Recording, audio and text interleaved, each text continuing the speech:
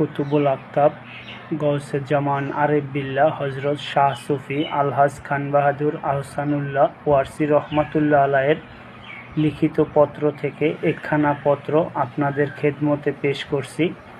পত্র সংখ্যা 4। পত্রটি লিখেছেন 13/6/1916 সালে।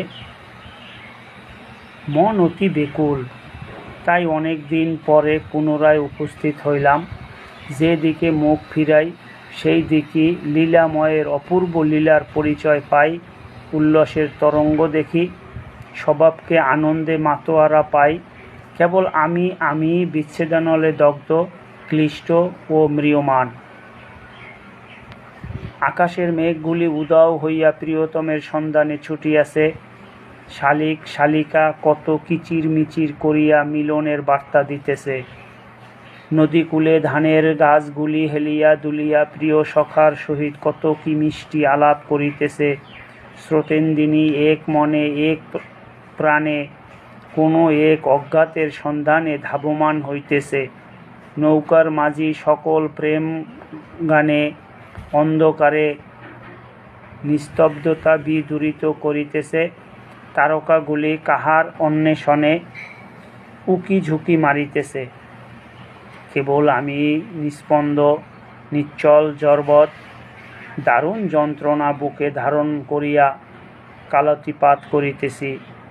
আজ স্বভাব আমাকে পর মনে করিয়া ত্যাগ করিয়াছে, তাই আমি প্রকৃতির আনন্দে যোগদান করিতে অক্ষম। প্রকৃতির হাসি ক্রমেই আমাকে চঞ্চল করিয়া তুলিতেছে। আমার বেদনা বুঝিবার কেহ নাই, কি জানি কি অপরাধে অপরাধী। জানি না আর আপনাদের সঙ্গে সাক্ষাৎ হইবে কিনা। পর জীবনও দূরবর্তী বোধ হইতেছে। সংসার কি রহস্যময়! যাহারা পাপ ভার হইতে মুক্ত হইতে চায়, তাহাদের নিকট হইতে সমন দূরে সরিয়া যায়, আর যাহারা পবিত্র নিষ্কলঙ্ক, তাহাদিগকে অসময়ে গ্রাস করে। তাই বুঝি সমন এত ঘৃণিত আখ্যা পাইয়াছে। আর যদি সে মিলনের সহায়তা করিত, বিচ্ছেদের যন্ত্রণায় অবসান করিত, তাহা হইলে সে কত আদৃত হইত, কত সম্মানিত হইত। আমার দুর্বুদ্ধি, তাই সংসারের এ রহস্য কেমনে বুঝিব। আমার প্রীতি গ্রহণ করিবেন, আজ আসি।